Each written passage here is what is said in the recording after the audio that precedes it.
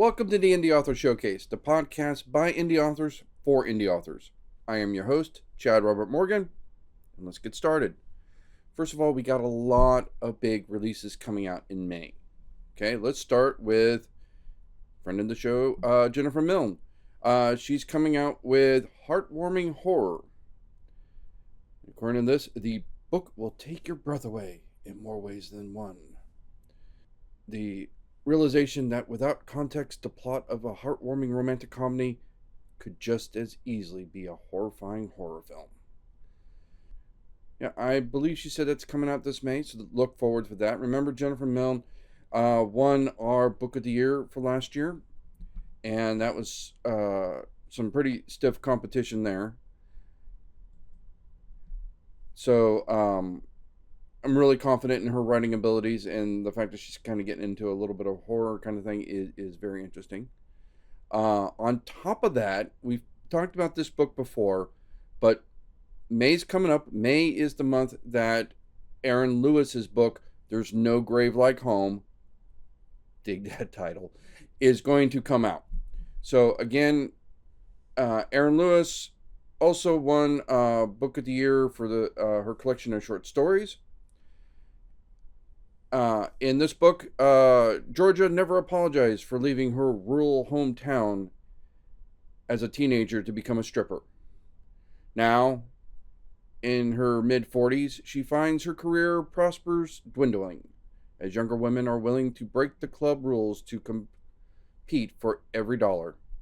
When her estranged, widowed father dies, Georgia is forced to move back to the childhood home she had inherited, where the locals haven't forgotten her inability to fit in and immoral career choices. But when Georgia discovers the dark secret that the house has been hiding, she begins to wonder who her dad really was. And she's running out of time to determine which of her judgmental neighbors wants her dead. So, if you don't know, Aaron Lewis is a former stripper. Her book, Dirty Thoughts and Awkward Boners, was very heavily autobiographical. There were some fictional short stories in there as well, which I really dug because then I got to see a bit of her creative chops in that book as well. Like, she also has the book Stripper Noir, about I believe that one's a stripper that's also a serial killer that's being hunted. There's a couple other books. So there is that little bit of a theme in her books because as a former stripper herself, she's writing what she knows. So that tends to really add a bit of authenticity and realism to her books. So I would totally recommend checking that one out. Again, as a past award winner, Aaron Lewis is excellent. Lastly, also coming out in May, friend of the show, Raven Belasco, is coming out with book 4 of her Blood Eternal series. If you don't remember, we reviewed Blood Ex Libris, which is the first book in the series. The audiobook is being worked on and is being performed by Buffy the Vampire Slayer alum Amber Benson, who has done the other 3 audiobooks. So definitely take a look at that, especially if you like. I know the first vampire book, the first half of it was very spicy. But then it went from there to like vampire politics and vampire on vampire violence and everything like that. It's a pretty cool book. Definitely check that out. Check out the series. If you like it, work your way up to book 4, because book 4 is coming out in May. So that's all the press releases I have so far. Remember, if you are a past showcase-e, is that a word? If you have been showcased on the podcast anywhere in its existence, we're going on our 3rd year of doing this, and you have a book release coming out, or you have a convention coming up, or a book signing, whatever, let me know. We will plug it here on the show. You have free PR for life if you have ever been showcased on the podcast. So the next thing I want to talk about is I started doing book recs up on the Instagram and the TikTok pages there. Can I make it sound any more boomerish? I put it there on the TikToks. I started getting these on my feed, book recs, and I'm like, hey, I've read quite a few books in various categories. I could do this too. Let's plug some of our showcasees. Let's get a little bit more exposure to them. And I started thinking up different categories, like, hey, vampire books. I've actually read quite a few vampire books. Let's do best of vampire books as an example. And I will continue to do those. I'm trying to do one a week. I didn't do one last week. I got busy. But I'm trying to do that in different categories so I can spread things out. And then if it's a category one of my books actually fits into, I sneak that in at the end to get a little self-love. But if one I want to do is like based on true stories kind of thing, autobiographical, because I got about 3 from the show that I can recommend. I don't have any that counts at that, so none of my books would be on that list. But there you go. The reason I'm bringing this up is because, again, the AI paranoia has creeped in. I posted a list of best of vampire books, and somebody had the comment on the TikTok that, it's a shame that these indie authors are using AI images on their book covers. So let's go through it. Okay, first off, we have Scott Harper's Lethal Lords and Ladies of the Night. This is not just the book cover. This has got beautiful illustrations throughout the book. It's one of the reasons I bought it, actually, because I saw that and I was like, this is so gorgeous. I definitely want this. And it took me years to get around to actually reading it because I was so busy. And I'm glad I finally did get around to reading it because it is a really good book. This is actually a collection of short stories that Scott Harper has published in various magazines that got all collected. Now, Scott actually is not independent publisher, or is not an independent publisher. He does work with a small press, which again, the Indie Author Showcase, you're either independent or small press. And I think Scott does do some independent stuff, but this is actually printed by a small press company called Sinister Smile Press. Now, I looked through the book to try to find any credits for the illustrator. I could not find any. So to kind of prove that our friend Scott and his publisher did not use AI, I started doing a little digging. And I said, what is the earliest AI image out there? Turned out that was done in 1970. 1974, I believe, to be exact.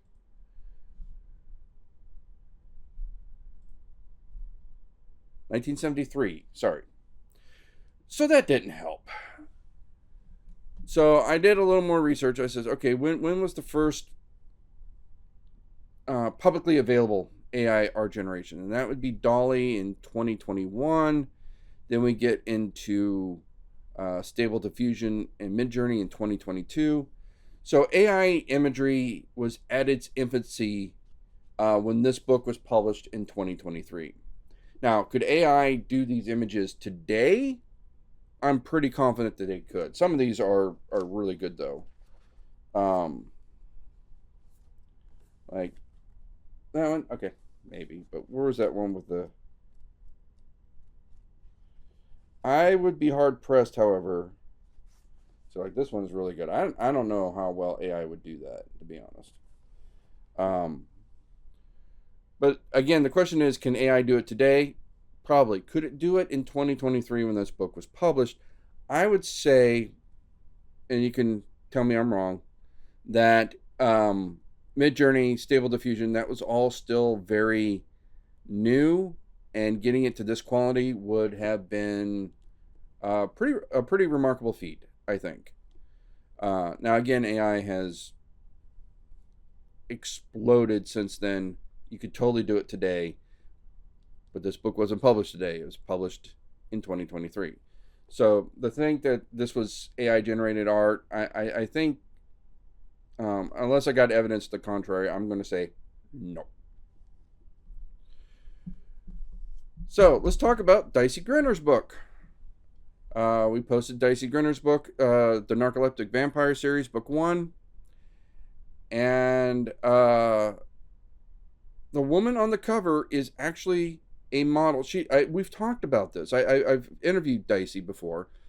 We've talked about her doing trade shows and inviting the model to come with us, or come with her, not with us, with her, to be in the booth and everything like that.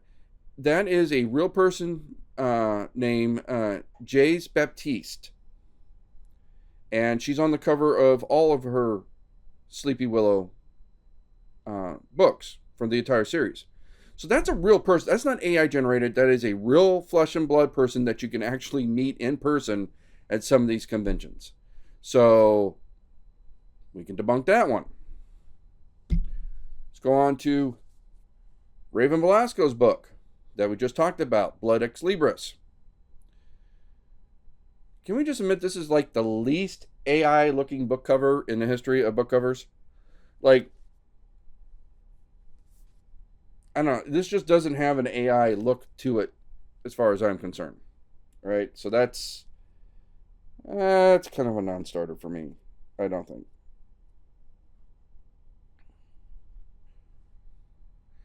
So again, Blood Ex Libris, published around the same time as Scott Harper's book. I would say it is very unlikely that AI could have generated that book cover at that time.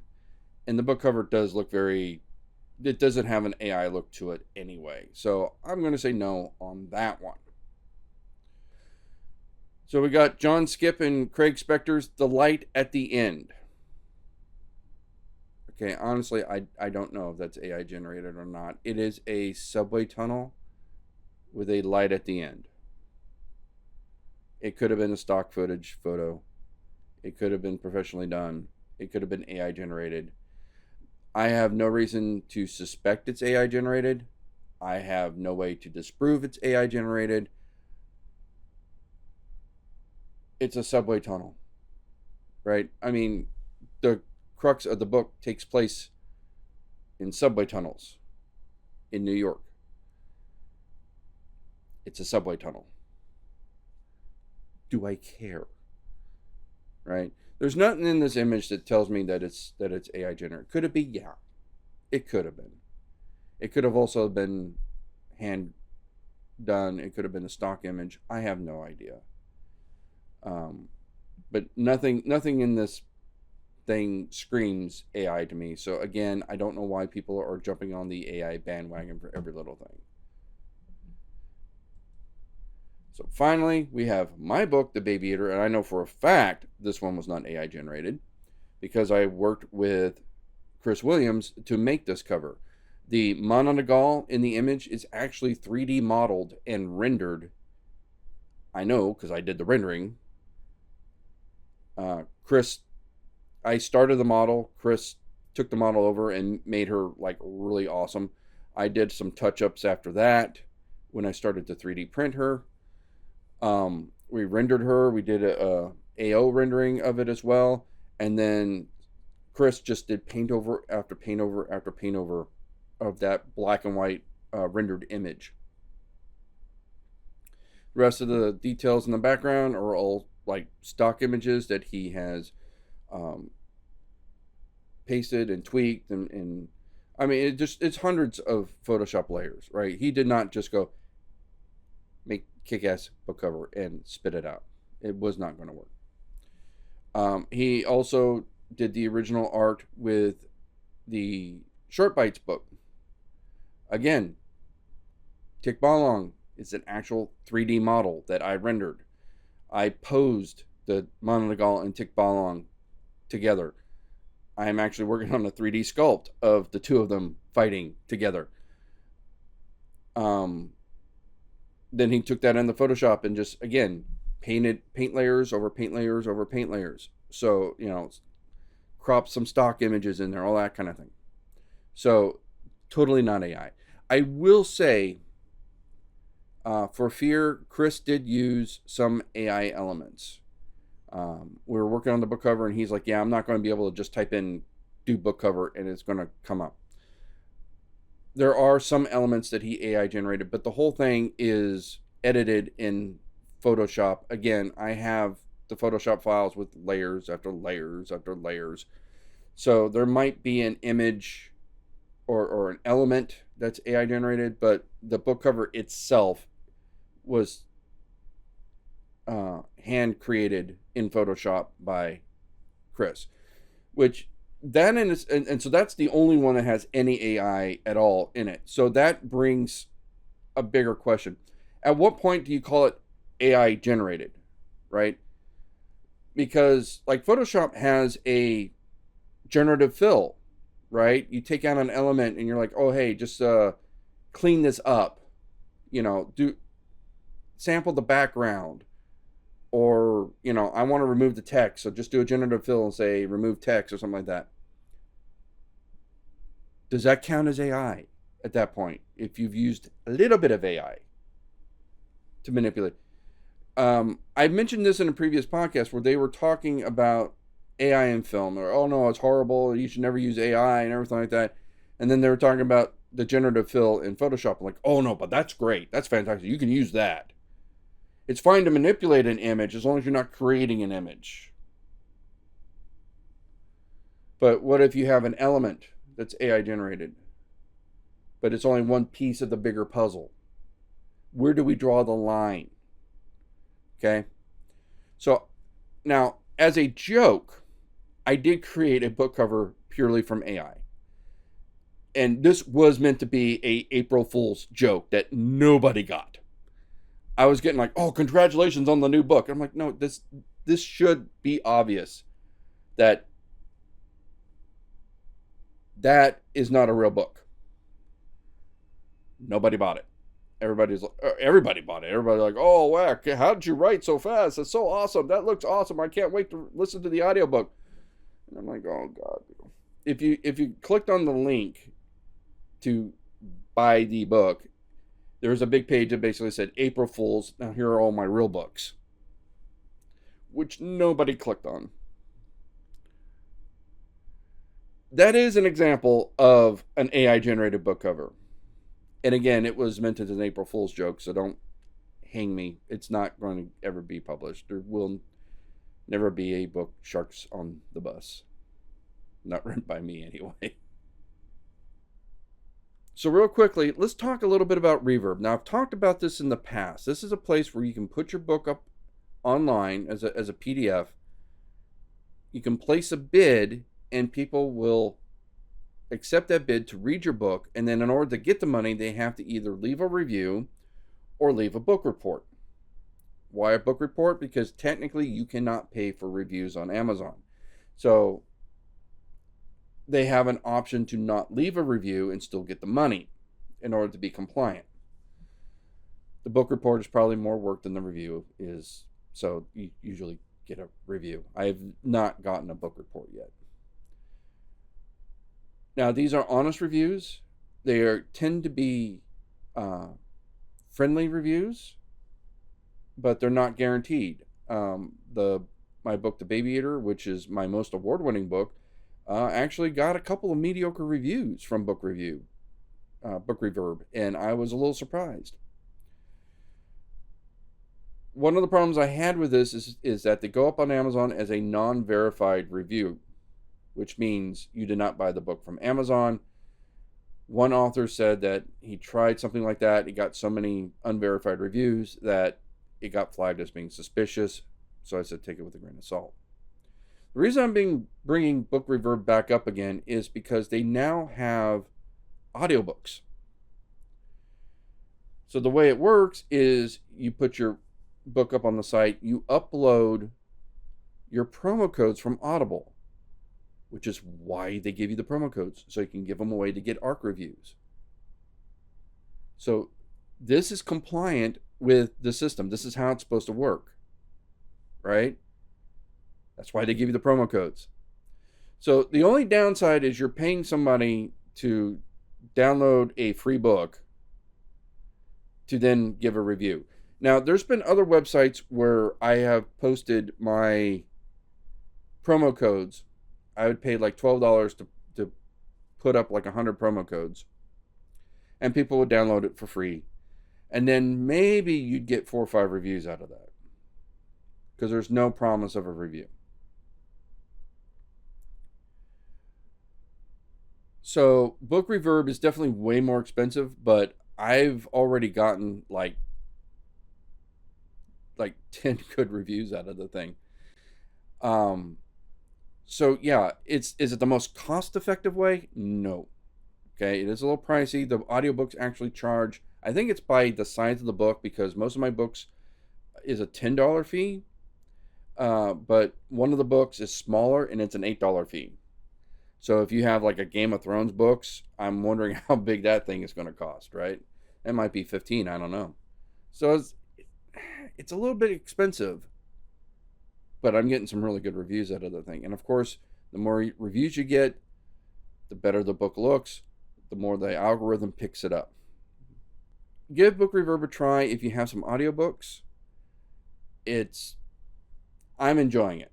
I think it's working rather well. I like it better for audiobooks than I do for actual traditional books at this point.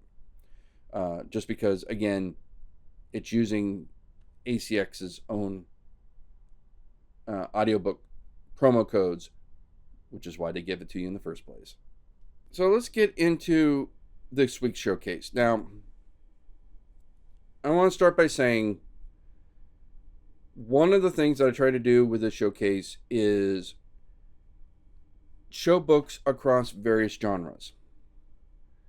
And sometimes I will get into a genre that's not really my flavor for various reasons.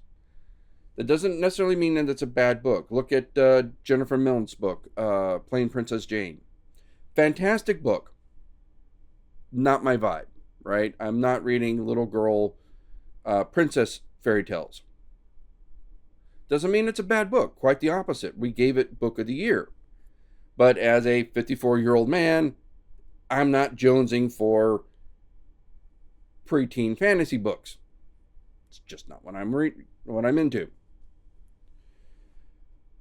So when I cover a book that is not in my flavor, it is a little bit of a challenge.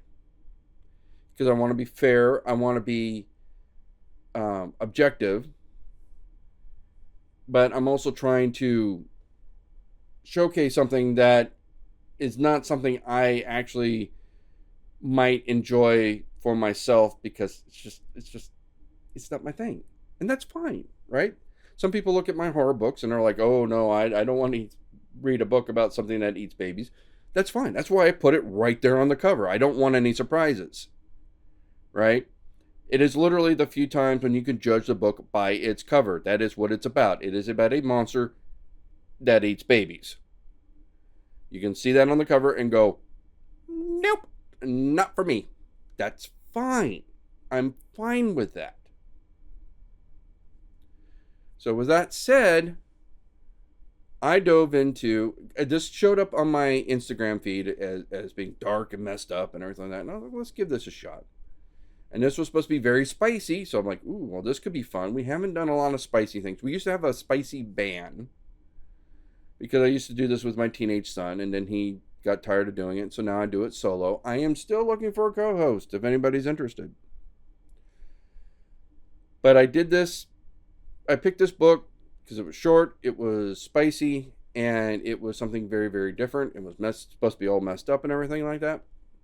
So I chose Feral MMMF by Mila Crawford. The tagline on this is that there's basically these 3 guys that are all obsessed with the same woman.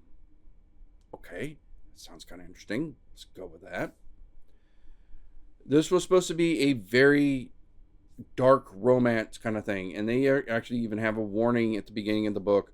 You know, it has this kind of spicy stuff, this kind of spicy stuff, this kind of really kind of messed up spicy stuff. I mean, it's just the big list of, like, you know, red flags, you know. And I'm like, okay, well, we're going to get a lot of spicy in this. This sounds interesting. Was not what I was expecting.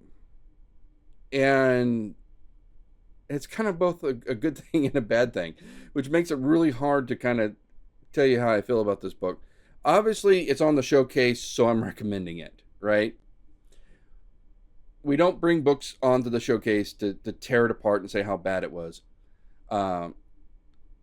So I was kind of on the fence, and I'll tell you why. Because the parts that are good are really good. And I'm not talking the spicy stuff. So the main character is an Iranian named Azadeh, whose family escaped Iran during the revolution, who has the scars where the morality police caught her because, like, an inch of hair was showing out of her garb, and so she was whipped publicly and called a whore and a slut. I thought it was very strangely timely, considering that this main character is coming from a pre-revolutionary Iran, or actually from after the fall of Iran, to the current theocratic government that it has today.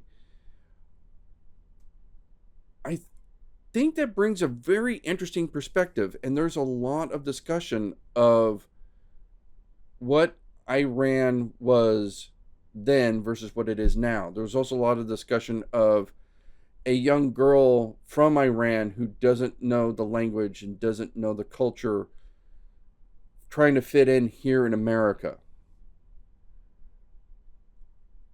I could have had a book of just that.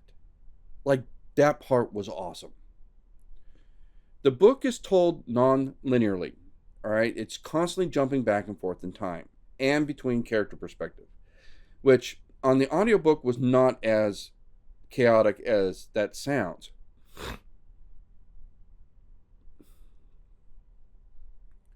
Every chapter, it starts with, this is where we are in time. You know, it's 3 years ago, 5 years ago, modern day, whatever. And then this is the perspective that we are seeing this chapter from. And then each main character, the three guys and Azadeh, all have a separate voice actor.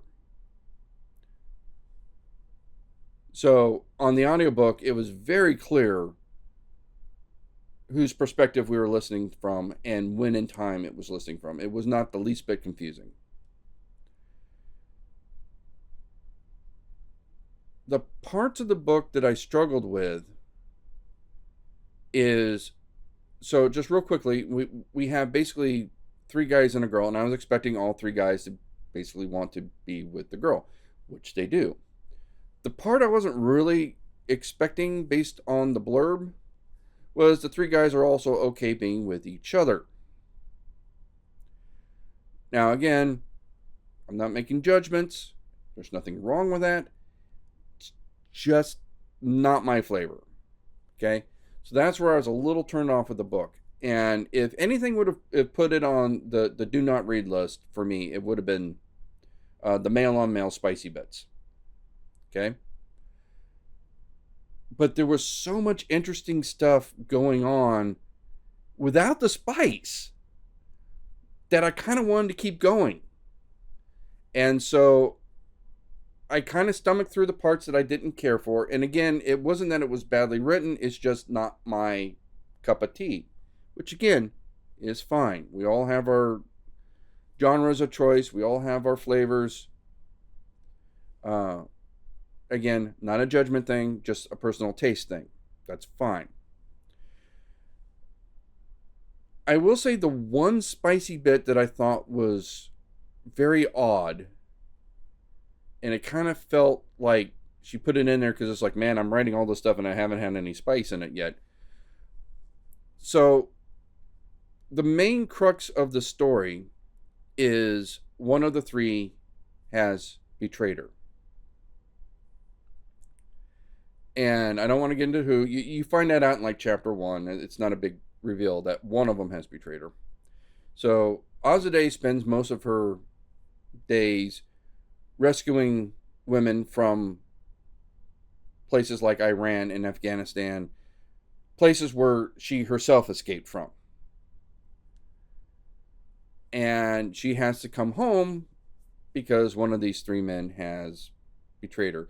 We find out that, well, I don't want to get into why. It turns out it hadn't meant to be a betrayal, but then it kind of escalated and it became a thing. And so now she's got to go rescue somebody. And then they go, okay, well, we need to have a stress reliever because you're all stressed because you're worried about this person we have to rescue. So let's bang it out of you. And I'm like, okay, now the scene itself was fine, right? It was a good scene. I liked it. That was the spicy bits I kind of wanted in the first place. Again, we still had a little male on male that I could have done without. But again, personal taste, not bad writing.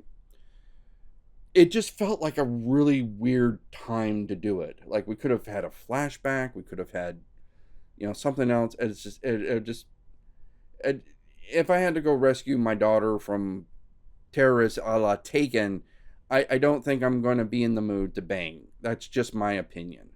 Okay? The part about the book that really that really put it on the fence for me, and it wasn't the male on male spicy bits. That didn't make it hard for me to read, but it wasn't what almost put it on the DNR.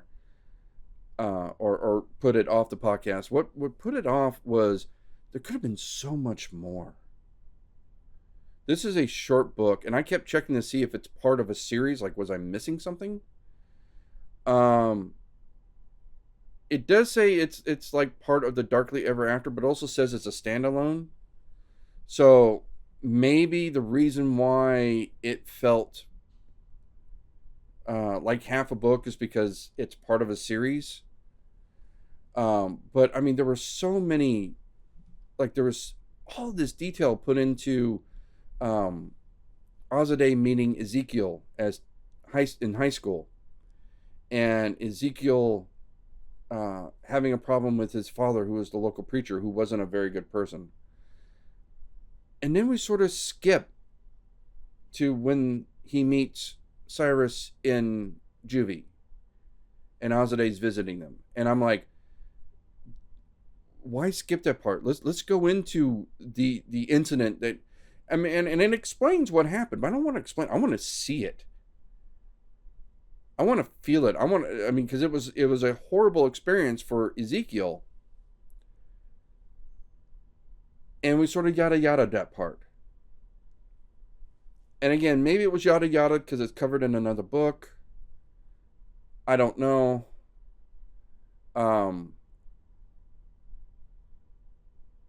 But yeah, that made it a little bit difficult for me to read. But there was so much working for this book that I was into it. And the parts that are missing, hopefully they're in other books. Because, I mean, like, when was Ezekiel and Azadeh's first time together? When was Ezekiel and Cyrus's first time together? I didn't get that from this book. Hopefully they're in other books in the series. But I kept checking this thing. It kept saying it was a standalone. So I don't know. Hopefully it's in other books because there's so much more story there to be told. But what is told there is so good. I really was getting into the character of Azadeh. And all of these people are messed up, right? They all have psychological drama that they're trying to heal from. And that colors their actions both in and out of the spicy bits. So if you're looking for some really dark, spicy stuff, if you're looking for